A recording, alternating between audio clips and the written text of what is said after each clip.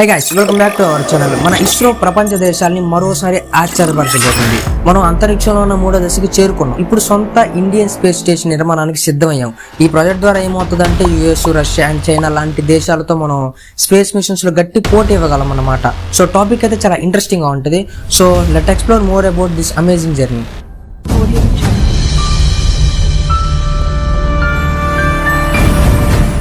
Recent గా ISRO docking technology ద్వారా 2 satellites ని అటాచ్ చేసింది.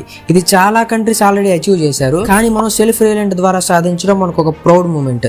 ఇదే ఇప్పుడు స్పేస్ స్టేషన్ కన్స్ట్రక్షన్ లో ఒక కీలకమైన అడుగు. దీనికంటే ముందు ఇస్రో చాలా స్పేస్ మిషన్స్ ని సక్సెస్ఫుల్ చేసింది.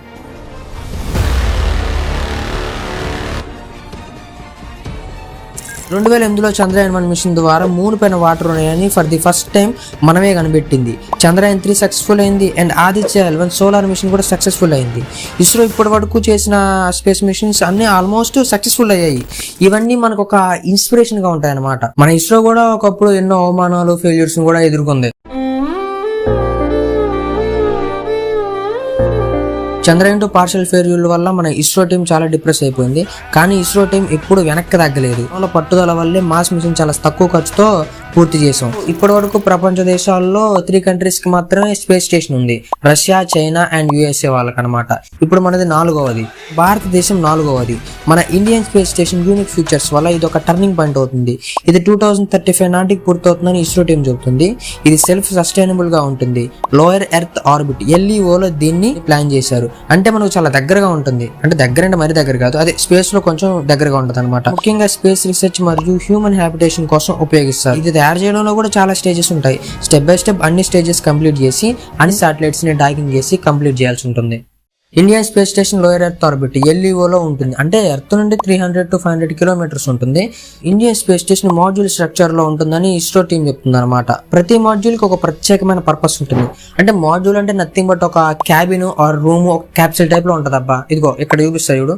సో ఇదనమాట, ఇట్లా ఉంటది. కొన్ని మాడ్యూల్స్ ఆస్ట్రోనాట్స్ కి లైఫ్ సపోర్ట్ ఇవ్వడం కోసం, మరికొన్ని research equipment and food, oxygen storage కోసం ఉపయోగపడతాయి. అండ్ ఇంకొన్ని అయితే రీసెర్చ్ చేయడం కోసం ఉపయోగపడతాయి అనమాట. ఈ మాడ్యూల్స్ ప్రతి ఒక్కటి సపరేట్ గా లాంచ్ చేసి స్పేస్ లో అసెంబుల్ చేస్తారనమాట. అంటే డాకింగ్ టైప్ అనమాట, డాకింగ్ టెక్నాలజీ అన్నాం కదా. సో అట్లా చేస్తారనమాట. GSLV MK3 రాకెట్స్ ఉపయోగించి ఈ మాడ్యూల్స్ ని ఒక్కొక్క పార్ట్ గా స్పేస్ లోకి పంపిస్తారు. మాడ్యూల్స్ అన్నిటిని అసెంబుల్ చేసిన తర్వాత టెస్ట్ చేస్తారు. ఇక ఇస్రో కూడా ISS ఇండియన్ స్పేస్ స్టేషన్ అనేది ఉండబోతుంది. దీనికోసం ఇంకా ఎన్నో technology development, astronaut training, international collaborations, అంటే like Japan and Russia are interested to collaborate with ISRO. అంటే కొలాబరేషన్ ఏంటంటే కొంచెం మనకి హెల్పింగ్ చేయడం కోసం అనమాట. సో ఈ కొలాబరేషన్స్ అనేది మనకు హెల్పింగ్ చేయడం కోసం అండ్ వాళ్ళకి ఏదైనా ప్రాబ్లం వస్తే మనం ఆ టైంలో సేవ్ చేయడం కోసం. ఇండియన్ స్పేస్ స్టేషన్ తర్వాత ఇస్రో మాస్ మిషన్ ని 2014 నాటికి ప్లాన్ చేయబోతుంది. అప్పటికల్లా ISS ఇండియన్ స్పేస్ స్టేషన్ అనేది కంప్లీట్ అవుతుంది. కాబట్టి ఈ మిషన్ ద్వారా space tourism, asteroid mining and inter planetary exploration, అంటే ప్లానెట్స్ ని మనం ఎక్స్ప్లోర్ చేయడం, ఇంకా ప్లానెట్స్ గురించి ఇంకా తెలుసుకోవడం, వాటి స్టడీ చేయడం అనమాట. అండ్ అలాగే రీయూజబుల్ రాకెట్స్ కూడా డెవలప్ చేయబోతుంది. భారతదేశం ఇప్పుడు స్పేస్ సూపర్ పవర్ గా మారింది. మన ఇస్రో టీం యొక్క ప్రతిభ, పట్టుదల అండ్ డెడికేషన్ వల్ల ఇది సాధ్యమవుతుంది. మన ఇండియన్ స్పేస్ స్టేషన్ తో మనం ఒక కొత్త చాప్టర్ రాయబోతున్నాం. So let's support ISRO in this incredible journey. So ఈ వీడియో మీకు నచ్చినట్లయితే లైక్ చేయండి, షేర్ చేయండి, సబ్స్క్రైబ్ చేయండి. అండ్ అలాగే కామెంట్ సెక్షన్ లో ఈ వీడియో మీద మీకున్న ఒపీనియన్ ఏంటో కామెంట్ చేయండి.